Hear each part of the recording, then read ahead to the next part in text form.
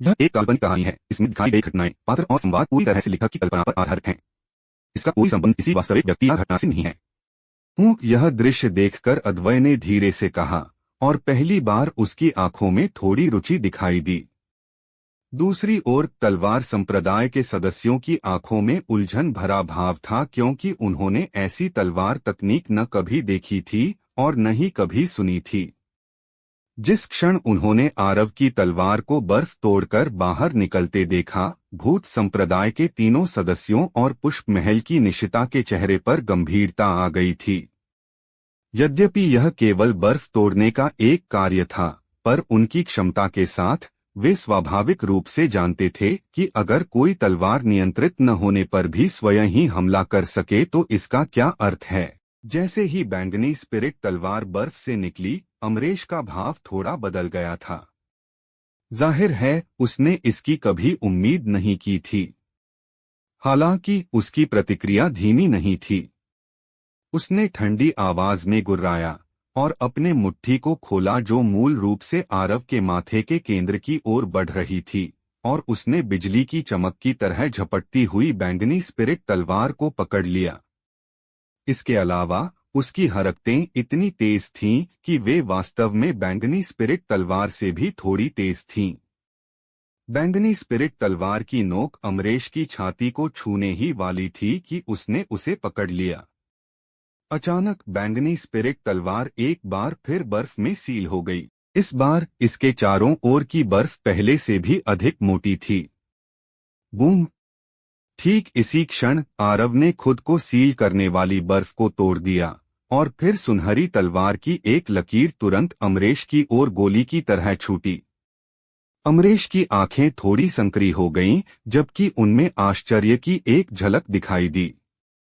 जाहिर है उसने कभी नहीं सोचा था कि आरव वास्तव में उसके द्वारा बनाई गई कठोर बर्फ को तोड़ पाएगा। उसके पास सोचने का समय नहीं था, क्योंकि तलवार उसके सामने आ चुकी थी, और उसने तुरंत अपनी हथेलियों को आगे की ओर दबाया और उन्हें अत्यंत तेज और भयंकर सुनहरी तलवार पर निशाना साधा। चर्र! इस बार आरव की सुनहरी तलवार पिछली बार की तरह सफल नहीं हुई। जब यह अमरेश की हथेली के संपर्क में आई तो तलवार तुरंत जम गई और बर्फ की एक चमकदार सफेद पट्टी बन गई, जो हवा में रुक गई। वह तकनीकों को भी बर्फ में सील कर सकता है। अमरेश की 1000 मील बर्फ तकनीक में निपुणता पहले ही उन्नत चरण तक पहुंच चुकी है। जब आदित्य विद्यालय के अभिनव ने सुनहरी तलवार को जमते हुए देखा तो धीरे से बोला। अद्वय हल्के से मुस्कुराया और अभिनव के बगल में चुप रहा। जब आरव ने सुनहरी तलवार को बर्फ में सील होते देखा तो उसके चेहरे पर एक गंभीर भाव दिखाई दिया। उसकी यह युद्ध तकनीक वास्तव में असाधारण है। यह वास्तव में मेरी सुनहरी तलवार को भी बर्फ में सील करने में सक्षम है। लगता है मुझे थोड़ा और गंभीर होना पड़ेगा। जब उसने यहाँ तक सोचा तो आरव ने अपने दिल में एक आदेश जारी किया। बैंगनी स्पिरिट तलवार एक बार फिर बर्फ को तोड़कर निकली और बैंगनी रोशनी की एक लकीर में बदल गई, जो आकाश में उड़ गई। वह अमरेश के ऊपर आकाश में गोल घूमती रही, जबकि उसने खुद अपने पैर को जमीन पर पटका और तूफान चाल तकनीक का प्रदर्शन किया, जिससे वह अमरेश की ओर विस्फोटक रूप से दौड़ते हुए परछाई की एक श्रृंखला में बदल गया।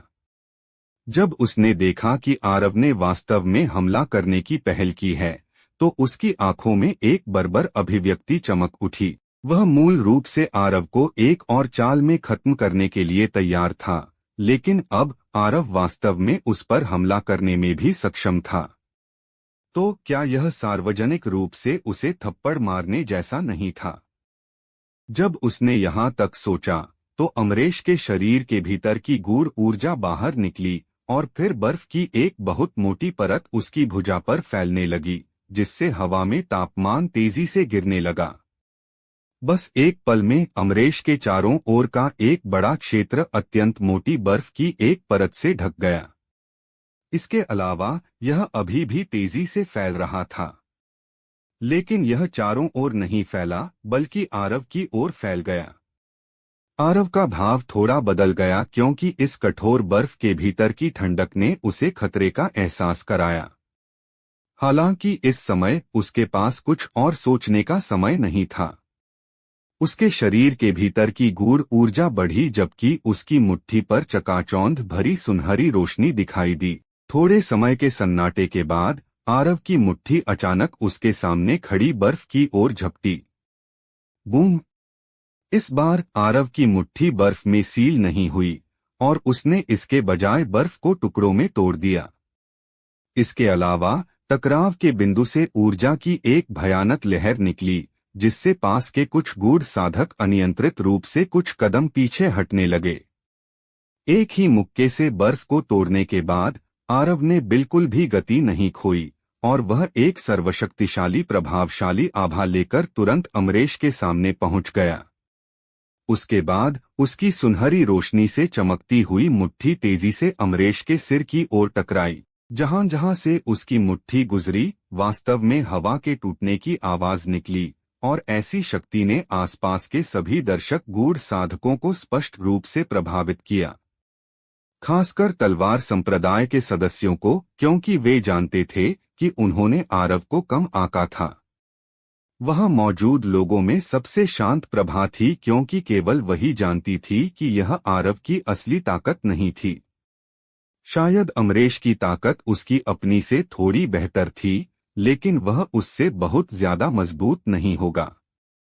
फिर भी अगर उसने अपने ट्रम्प कार्ड का उपयोग नहीं किया तो उसे आरव को हराने में शून्य आत्मविश्वास था। हालांकि अमरेश ने कहा था कि वह आरव को 10 चालों के भीतर मार डालेगा और वह केवल इस पर हल्का सा हंस सकती थी। जिस क्षण आरव ने अमरेश की बर्फ को तोड़ा, अद्वै की आंखों में काफी आश्चर्य था जब उसने धीमी आवाज में कहा, बहुत अच्छी ताकत। उसकी वह सुनहरी गूढ़ ऊर्जा शायद स्वर्ण तत्व गूढ़ ऊर्जा है। इसमें इतनी भयानक शक्ति क्यों है? इसमें कोई आश्चर्य नहीं, अभिनव ने एक धीमी आवाज में किनारे से बात की। अद्वै ने हल्के से सिर हिलाया और कहा, यह केवल इसी वजह से नहीं है। उसकी अपनी शारीरिक शक्ति भी बहुत अच्छी है। अगर अमरेश गंभीर होता तो वह तलवार संप्रदाय के इस शिष्य आरव को हराने में सक्षम होता। हालांकि अब 10 चालों के भीतर उसे मारना शायद असंभव है। जब तक अमरेश अपने पास मौजूद भूमि मानचित्र का उपयोग नहीं करता या उसके पास कुछ अन्य छुपे हुए ट्रम्प कार्ड नहीं हैं, क्या आरव की ताकत वास्तव में इतनी जबरदस्त है? अभिनव हैरान था। अद्वै ने किनारे खड़े तलवार संप्रदाय के सदस्यों की ओर देखा और फिर उसने कहा, वह शायद इस साल तलवार संप्रदाय के सदस्यों में सबसे मजबूत है। हालांकि वह बस इतना ही है। जब अमरेश ने अपनी तकनीक को नष्ट होते देखा तो उसकी पलकें फड़क उठीं। उसने कभी नहीं सोचा था कि आरव द्वारा इसे सीधे टुकड़ों में उड़ा दिया जाएगा। उसे यह स्वीकार करना पड़ा कि उसने वास्तव में शुरुआत से ही आरव को कम आंका था। लेकिन तो क्या? एक कमजोर हमेशा कमजोर ही रहेगा। अमरेश ने अपने पैरों की उंगलियों से जमीन को हल्के से थपथपाया और वह ऐसे लग रहा था हर रात की कहानी, हर दिन का धमाका। सिर्फ स्टोरी हंगामा पर। तो अभी सब्सक्राइब करें और बेल आइकन दबाएं, क्योंकि अगली कहानी आप मिस ना कर पाए। जैसे वह फिसल रहा हो जब वह 30 मीटर से अधिक पीछे हट गया, लेकिन अगले ही पल वह अचानक विस्फोटक रूप से आरव की ओर दौड़ा। इस बार उसका बायां हाथ भी बर्फ से ढका हुआ था और जब वह आरव के सामने पहुंचा तो उसने तेजी से अपनी दोनों हथेलियों से आरव पर थप्पड़ मारा। जहां जहां से उसकी हथेलियां गुजरीं, हवा तुरंत जम गई। आरव ने कमजोरी दिखाने से इनकार कर दिया और उसने भी अपनी दोनों मुट्ठियों से अमरेश की ओर वार किया। जैसे ही वे एक दूसरे के संपर्क में आए, वे तुरंत अलग हो गए। आरव की मुट्ठियां तुरंत बर्फ से ढक गईं, लेकिन अगले ही पल वे टुकड़ों में उड़ गईं। उन दोनों को जो युद्ध में थे देखते हुए अभिनव ने सिर हिलाया और कहा, अमरेश की 1000 मील बर्फ तकनीक को एक काउंटर का सामना करना पड़ा है, ऐसा कहा जा सकता है। अगर इस साथी के पास स्वर्ण तत्व गूढ़ ऊर्जा नहीं होती तो वह अब तक शायद एक मूर्ति में जम गया होता। लेकिन ऐसा ही होता है कि आरव के पास स्वर्ण तत्व गूढ़ ऊर्जा है। जब वह यहाँ तक बोला तो उसने अचानक पुष्प महल की निशिता की ओर देखा और कहा, अगर निशिता इस तकनीक का प्रदर्शन करती तो शायद आरव की स्वर्ण तत्व गूढ़ ऊर्जा भी इसका विरोध करने में असमर्थ होती।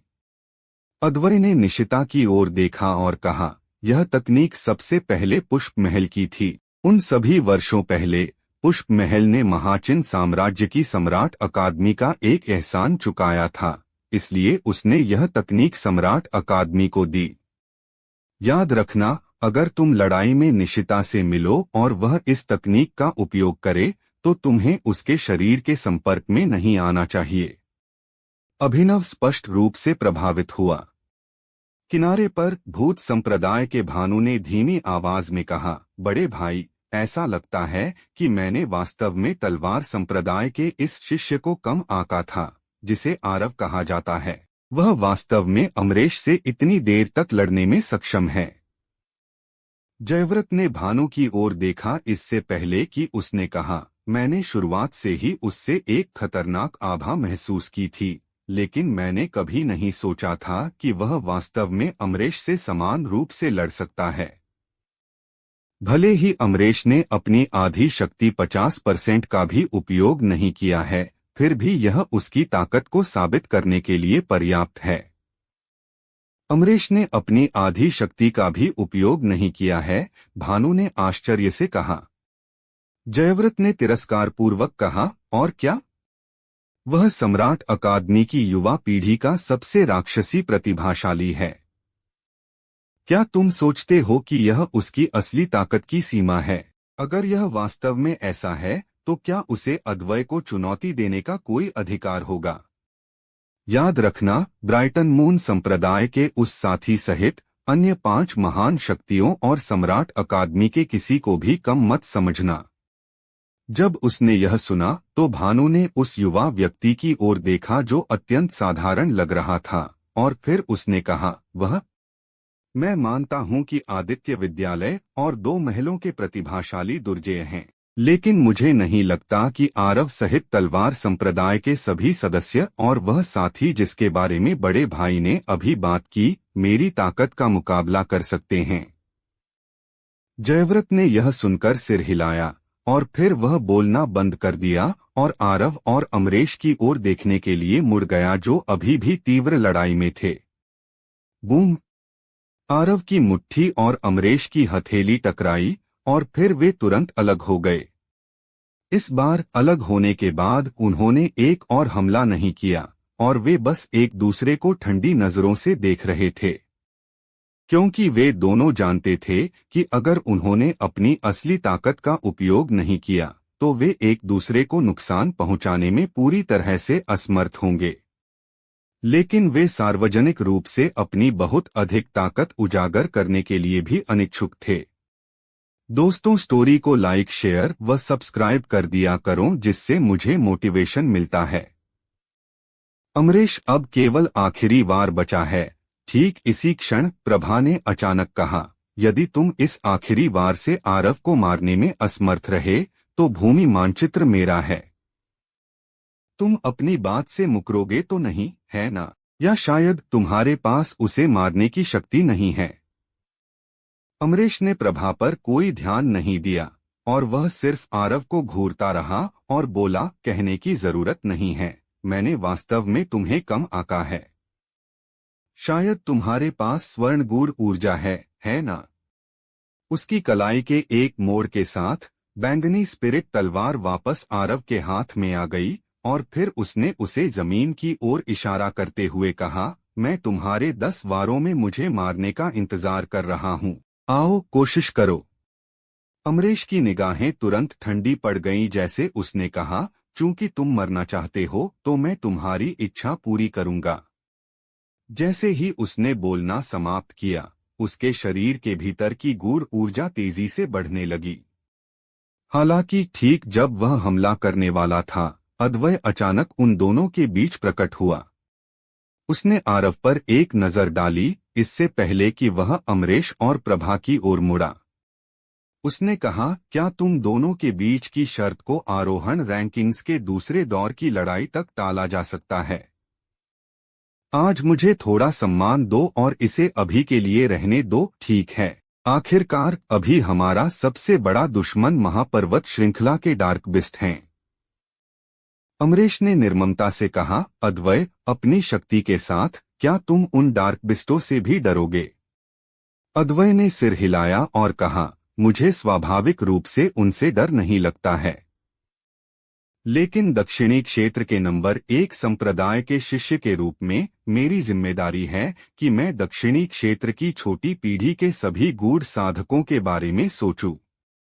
6 महान शक्तियों और सम्राट अकादमी के शिष्यों को डार्क बिस्ट से डरने की जरूरत नहीं है, लेकिन हमारे पीछे के इन अन्य गूढ़ साधकों का क्या? इसलिए मैं उम्मीद करता हूं कि आप दोनों अस्थायी रूप से अपने मतभेदों को एक तरफ रख देंगे और हमारे दुश्मनों के खिलाफ एकजुट होंगे, ठीक है? जब उन्होंने उसे सुना तो आसपास के सभी गूढ़ साधकों ने तुरंत कृतज्ञता के भाव प्रकट किए। वास्तव में 6 महान शक्तियों और सम्राट अकादमी के शिष्यों को डार्क बिस्ट से डरने की जरूरत नहीं थी, लेकिन उन्हें थी, खासकर जब उन डार्क बिस्टों ने समूह बना लिया हो। वर्तमान में उनके पास डार्क बिस्टों का विरोध करने का केवल एकजुट होकर ही मौका था, और केवल इसी तरह से उनके पास जीवित रहने का मौका होगा। आदित्य विद्यालय धर्मपरायण है। अचानक भीड़ में से किसी ने चिल्लाया, आदित्य विद्यालय धर्मपरायण है। आदित्य विद्यालय धर्मपरायण है। उसके बाद आसपास लगातार कई जोर जोर से चिल्लाहट गूंज उठी। अमरेश का भाव थोड़ा बदल गया जब उसने यह देखा, और वह कुछ देर के लिए हिचकिचाया इससे पहले कि उसने आरव पर एक ठंडी नजर डाली। उसके बाद वह वापस उसी स्थान पर चला गया जहां वह इससे पहले खड़ा था, क्योंकि अगर वह अड़ा रहता तो शायद वह छोटी पीढ़ी के सभी गूढ़ साधकों को नाराज कर देता। प्रभा शांत रही। अद्वय ने उनके सामने हवा में नीचे की ओर दबाने की गति की। एक पल में पहाड़ को ढकने वाली पूरी भीड़ शांत हो गई। अद्वय ने यह देखकर हल्के से सिर हिलाया और फिर उसने आरव की ओर देखते हुए कहा, आरव, अगर तुम अपने कंधे पर बैठे उस बैंगनी रंग के छोटे साथी को सौंपने और हमें यह बताने को तैयार हो कि डार्क बिस्टों को कैसे नियंत्रित किया जाए, तो मैं तुम्हें आदित्य विद्यालय में शामिल होने देने का फैसला कर सकता हूं। ठीक है, एक आंतरिक प्रांगण के शिष्य के रूप में। जब उन्होंने यह सुना तो आसपास के अन्य लोगों ने तुरंत ईर्ष्यापूर्ण नजरें दिखाईं। आदित्य विद्यालय का एक आंतरिक प्रांगण शिष्य, इसका क्या मतलब था? इसका मतलब था कि आरव का एक महान भविष्य होगा, और यह दर्शाता था कि आरव के पास असाधारण रूप से शक्तिशाली समर्थन होगा। अगर वह आदित्य विद्यालय का एक आंतरिक प्रांगण शिष्य होता तो क्या भविष्य में कोई उसे सम्मान नहीं देता? बेशक ये शर्तें डार्क बिस्टों को नियंत्रित करने की विधि की तुलना में अत्यंत निम्न थीं। लेकिन समस्या यह थी, क्या आरव के पास कोई विकल्प था? जब उन्होंने अद्वय को सुना तो प्रभा, निशिता, भानु और जयव्रत सभी ने आरव को देखा, क्योंकि वे देखना चाहते थे कि आरव का चुनाव क्या होगा। बेशक तलवार संप्रदाय भी आरव को देखने वाले इन लोगों में शामिल था। मोहिनी के होंठ थोड़े से हिले, फिर भी वह अंत में नहीं बोली। दूसरी ओर रुद्रांश ने इसके बजाय ठंडी मुस्कान दी। आरव ने बैंगनी मिंक पर एक नजर डाली और फिर वह मुस्कुराया इससे पहले कि वह अद्वय की ओर मुड़ा। उसने कहा, अफवाहों के अनुसार आदित्य विद्यालय का अद्वय पिछले 1000 वर्षों का दक्षिणी क्षेत्र का सबसे भयानक प्रतिभाशाली व्यक्ति है। अफवाहों के अनुसार आदित्य विद्यालय का अद्वय राजा स्तर के नीचे का नंबर 1 विशेषज्ञ है। अफवाहों के अनुसार आदित्य विद्यालय के अद्वय के पास पूरे दक्षिणी क्षेत्र में युद्धदेव बनने का सबसे अधिक मौका है। सच कहूँ तो जब मैंने ये सारी अफवाहें सुनी तो मैं हमेशा तुमसे मिलना चाहता था। अब जब मैं मिला हूँ तो मैंने कभी उम्मीद नहीं की थी कि युद्धदेव बनने वाला व्यक्ति वास्तव में इतना कायर और वास्तव में इतना बेशर्म पाखंडी होगा। जब वह यहाँ तक बोला तो आरव के चेहरे की मुस्कान गायब हो गई, जैसे उसने कहा, क्या तुम बस मेरे पास मौजूद डार्क बिस्टों को नियंत्रित करने की विधि नहीं चाहते हो? क्या तुम बस हर किसी का समर्थन नहीं जीतना चाहते हो? तो फिर इतने सम्माननीय कारण क्यों बनाए?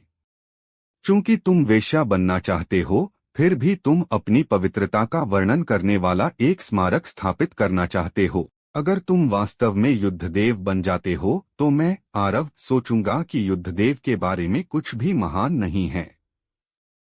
जब सबने आरव को सुना तो आसपास के सभी लोगों के भाव बदल गए और उन्होंने खुद से कहा, वह मौत को दावत दे रहा है।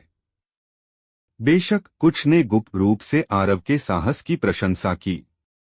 दोनों महलों और भूत संप्रदाय के सदस्यों ने आरव की ओर देखते हुए हल्के से सिर हिलाया और इसमें भूत संप्रदाय के भानु और जयव्रत दोनों शामिल थे। कहने की जरूरत नहीं है, उन्होंने वास्तव में आरव के साहस की प्रशंसा की।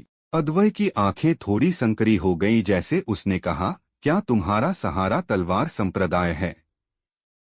इस क्षण रुद्रांश अचानक खड़ा हो गया और एक ठंडी आवाज में कहा, भाई अद्वै, हालांकि आरव मेरे तलवार संप्रदाय का एक शिष्य है।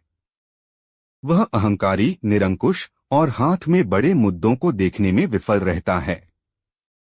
इसके अलावा वह एक निर्दयी साथी है जो मेरे तलवार संप्रदाय के साथी भाइयों के खिलाफ भी घातक वार करता है। तलवार संप्रदाय से आए समूह के लीडर के रूप में मैं यह घोषणा करता हूं कि आरव के सभी कार्य और शब्द आरोहण पर्वत श्रृंखला पर हमसे पूरी तरह से असंबंधित हैं। आप सभी जैसा चाहें वैसा कर सकते हैं। जैसे ही उसने बोलना समाप्त किया, मोहिनी और नील के अलावा तलवार संप्रदाय के अन्य 4 सदस्य रुद्रांश के पीछे खड़े होने के लिए चले गए। हालांकि रुद्रांश यह देखने में विफल रहा कि ठीक जब उसने ये शब्द कहे तो प्रभा, निशिता और अमरेश ने उसके प्रति अछूते तिरस्कार का भाव प्रकट किया। आखिरकार एक संप्रदाय के साथी सदस्यों के बीच दुश्मनी हो सकती है और वे इसे बंद दरवाजों के पीछे लड़ सकते हैं।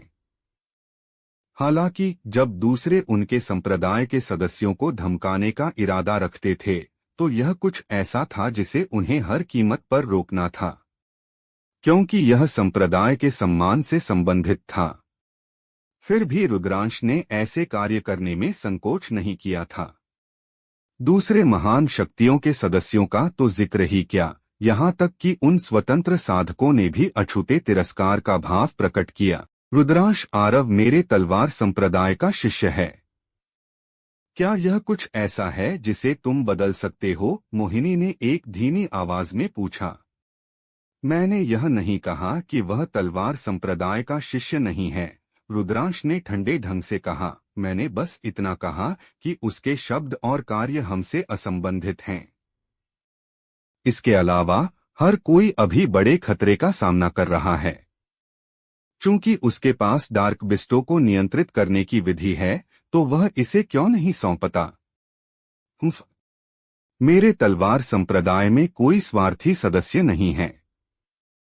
उसके पास अब आरव को मरवाने का मौका था तो वह इसे कैसे फिसलने दे सकता था? मोहिनी आगे कुछ कहने का इरादा रखती थी, लेकिन उसे आरव ने रोक दिया।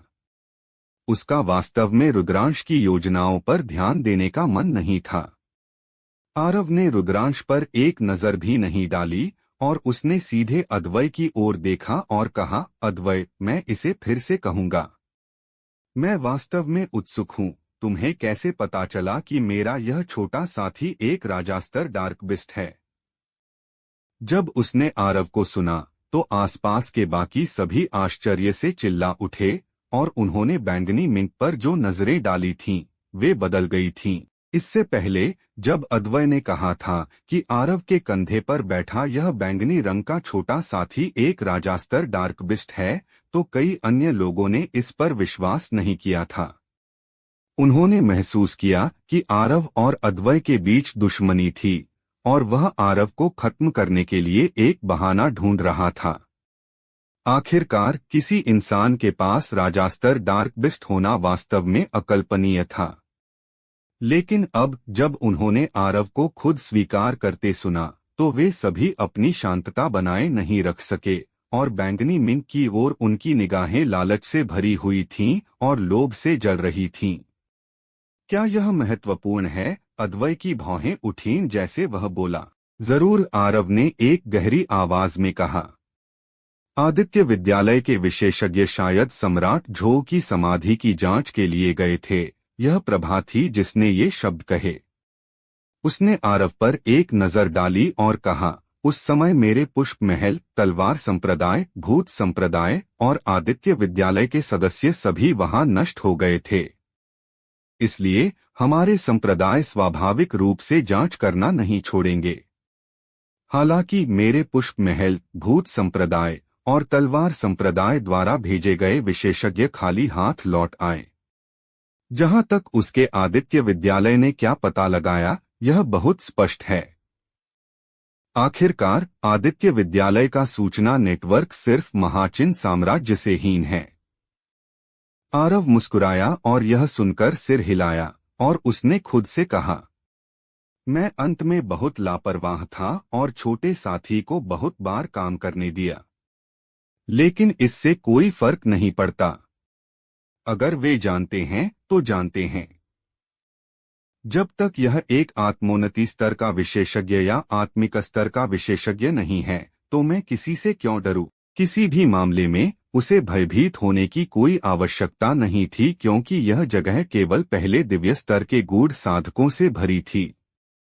इस बीच अद्वय अचानक आरव की ओर धीरे धीरे चलने लगा और वह चलते हुए बोला, आरव, तुम्हारी शक्ति बुरी नहीं है। अगर तुम मेरे आदित्य विद्यालय में आते हो तो तुम्हारा भविष्य निश्चित रूप से बेहतर होगा। बेशक पूर्व शर्त यह है कि तुम अपने कंधे पर बैठे बैंगनी रंग के छोटे साथी को और इस छोटे साथी को नियंत्रित करने की विधि को सौंप दो। ओह ठीक है, तुम्हारे पास कोई विकल्प नहीं लगता है। क्या ऐसा नहीं है? तुम्हें किसने बताया कि मेरे पास कोई विकल्प नहीं है? आरव भी उसी तरह धीरे धीरे अद्वय की ओर चलने लगा जैसे उसने कहा, अफवाहों के अनुसार तुम, अद्वय, राजा स्तर के नीचे के नंबर 1 विशेषज्ञ हो। मैं आरव में सामान्य क्षमता है, लेकिन मैं इसे खुद अनुभव करना चाहता हूँ। अब क्या होने वाला है आगे सुनते रहिए सर्वशक्तिमान हमारे चैनल स्टोरी हंगामा पर।